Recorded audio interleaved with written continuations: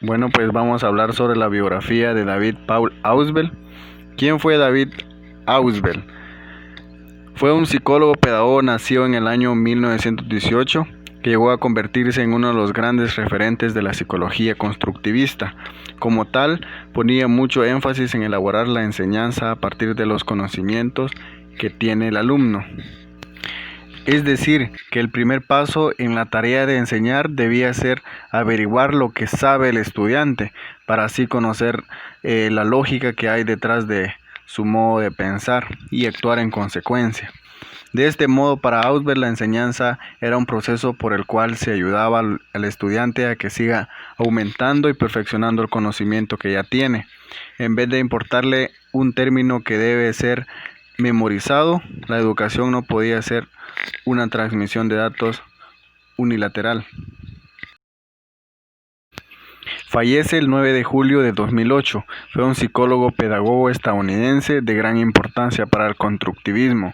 David Paul Ausubel fue hijo de una familia judía emigrante de Galicia. Es nieto del historiador Nathan Ausubel, especializado en historia del pueblo judío. Estudió psicología en la Universidad de Pensilvania y medicina en la Universidad de Middlesex.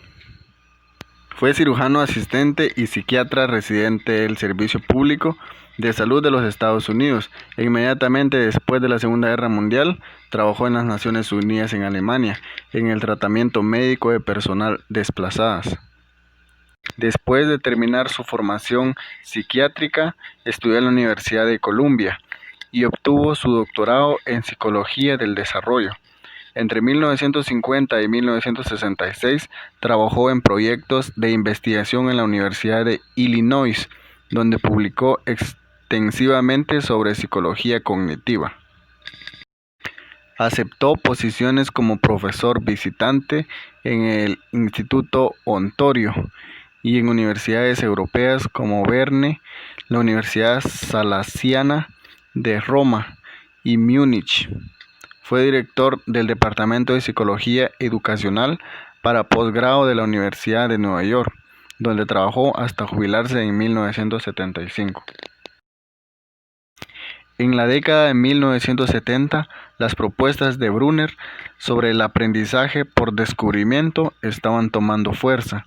En ese momento, las escuelas buscaban que los niños y niñas construyeran sus conocimientos a través del descubrimiento de contenidos. En 1976 fue premiado por la Asociación Americana de Psicología por su contribución distinguida a la psicología de la educación. Posteriormente volvió a sus prácticas como psiquiatra en el Children's Center. Una de sus frases más conocidas es: si tuviese que reducir toda la psicología educativa en un solo principio, enunciaría este: el factor más importante que influye en el aprendizaje es lo que el alumno ya sabe. Averígüese esto y enséñese consecuentemente. Teoría psicológica en el contexto educativo. Ausubel diferencia dos tipos de aprendizajes que pueden ocurrir en el salón de clases.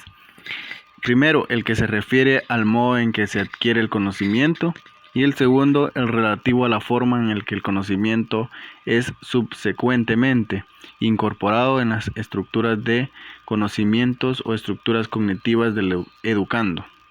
Defensor del método deductivo, Ausubel rechaza el supuesto piagetiano que solo se entiende lo que se descubre, ya que también puede entenderse lo que se recibe. Un aprendizaje es significativo cuando puede relacionarse de modo no arbitrario y sustancial con lo que el alumno ya sabe. Para que el aprendizaje sea significativo, son necesarias al menos dos condiciones. En primer lugar, el material de aprendizaje debe poseer un significado en sí mismo, es decir, sus diversas partes deben estar relacionadas con cierta lógica.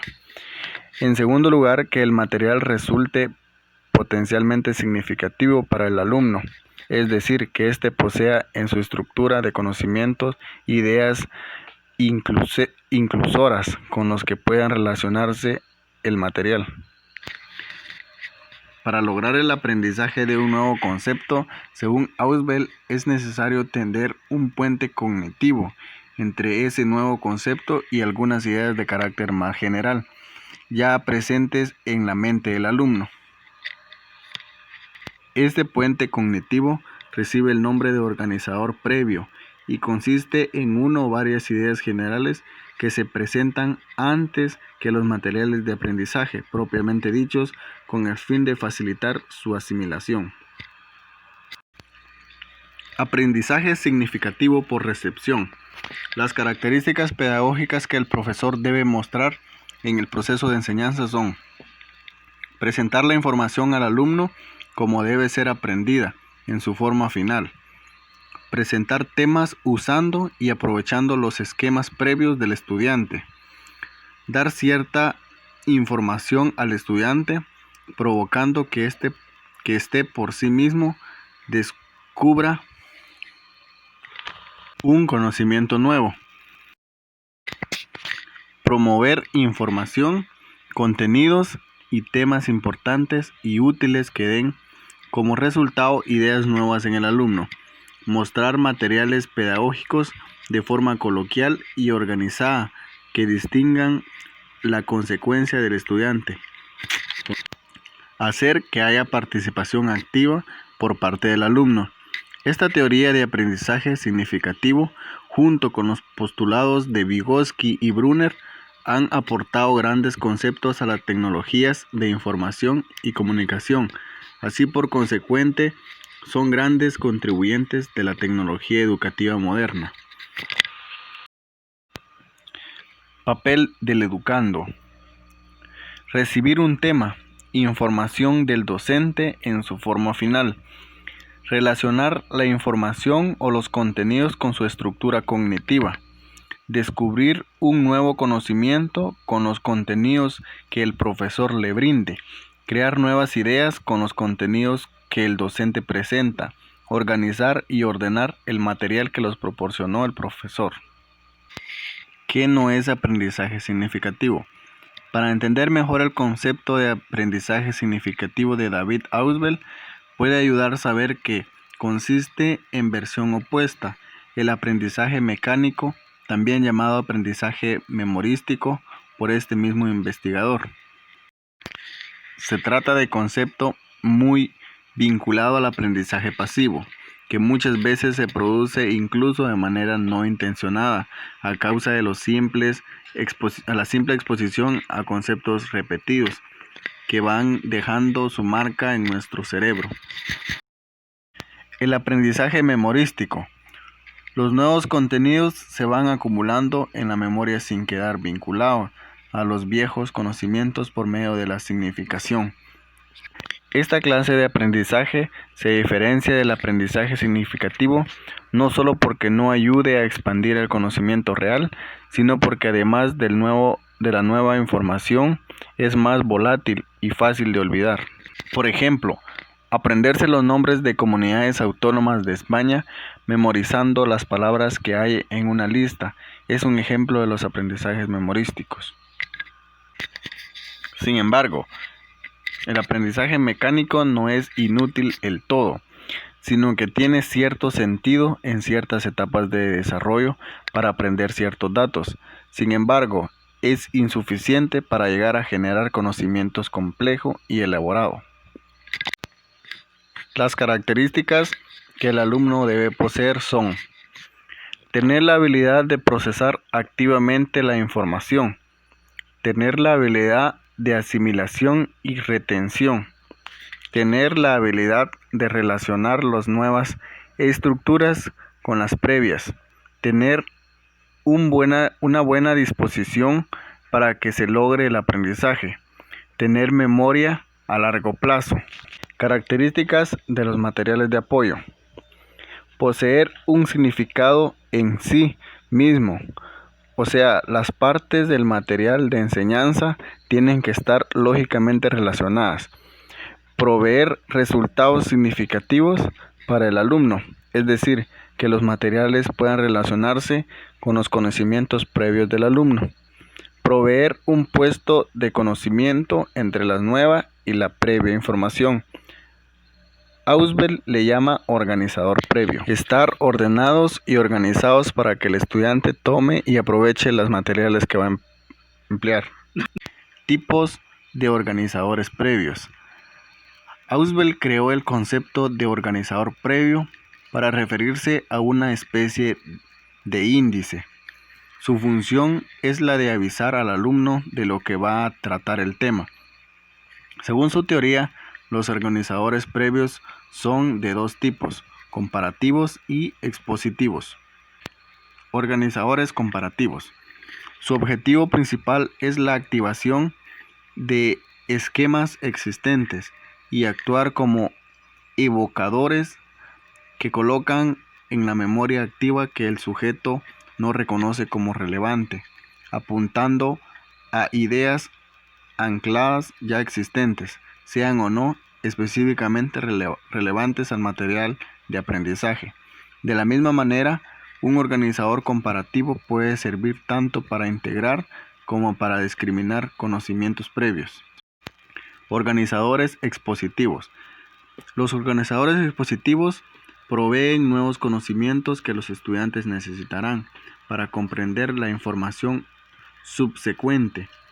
Los organizadores expositivos se utilizan frecuentemente cuando un nuevo material de estudio es desconocido para el educando. Frecuentemente relacionan lo que el educando ya sabe con el material nuevo y extraño, con el objetivo de hacer este nuevo material más plausible para el educando. El papel de la evaluación en el proceso. Sus usos en el proceso de enseñanza-aprendizaje son: la evaluación diagnóstica se usa al principio de un curso o unidad y se realiza para conocer cuáles son los conocimientos que el alumno posee de ciertos cursos, periodos o unidad. La evaluación formativa es la que se lleva a cabo en el transcurso del curso o periodo. La evaluación final es la que se realiza para saber cuáles son los resultados de aprendizaje finales del estudiante. Algunos de los instrumentos que se emplean son: número 1. Para el diagnóstico se usa comúnmente un examen escrito y raramente un examen oral. Depende de lo que se quiera conocer. Número 2. Para la formativa se emplean exámenes escritos, trabajos, prácticas, investigaciones, proyectos, ensayos, etc. Número 3. Para la final, examen escrito u oral, proyecto, ensayo, etc. Aspectos motivacionales. Algunos factores externos son el clima del salón de clases, medio ambiente, niveles de desarrollo, factores motivacionales, objetos, etc. La manera como benefician estos factores en el proceso de enseñanza-aprendizaje son cruciales para estimular al alumno a participar, trabajar en clases, discutir, analizar, reflexionar y criticar la formación proporcionada por el docente. B. Son esenciales para motivar al profesor y provocar que su desempeño sea más eficaz, eficiente y efectiva. C. Los dos, alumno y docente, se sienten cómodos, seguros y listos para que se lleve a cabo el aprendizaje significativo.